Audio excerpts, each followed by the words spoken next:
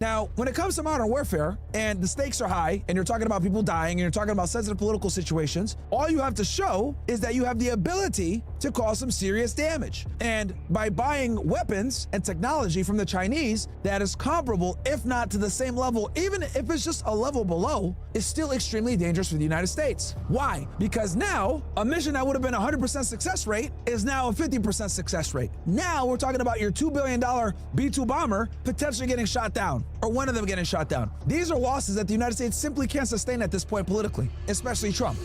As you guys know, we have not had the best relationship with Iran, and this has been going on since what, 1979?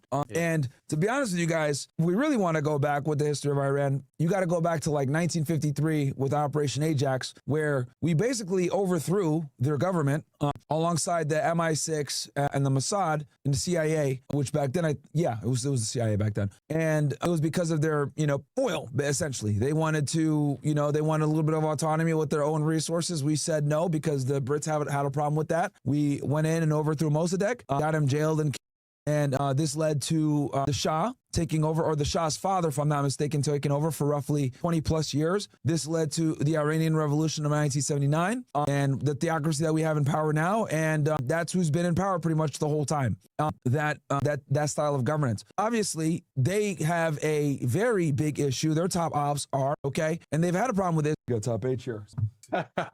New book coming out soon. Why Women Deserve Even Less, though, coming very soon.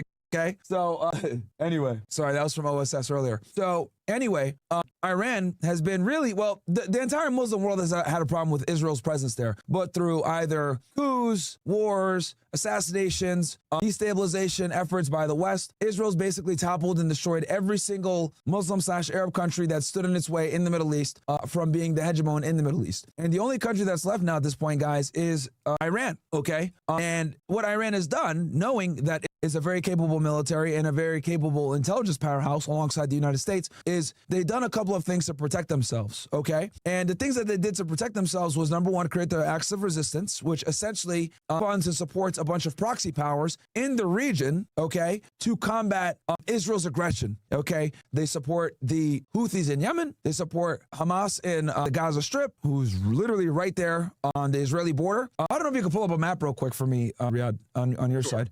And they also support the Hezbollah, Hezbollah in Lebanon, who's to the north. So if you guys look at this geographically, which my brother's going to pull up for you guys right now, basically what Iran has cleverly done is they've created a ring of fire surrounding, and also the Bashar al-Assad regime, with Syria in the north, right? So this has created a difficult situation for the Israelis. Next, they have a threshold nuclear state. What does this mean? This means that they have talented scientists that have been, having a civilian nuclear program, but at the same time, they've been working towards enriching uranium to high levels, If you enjoy my videos, don't forget to like and subscribe. And if you want to create clips like these fast, try Opus Clips. It's smart, simple, and built for creators.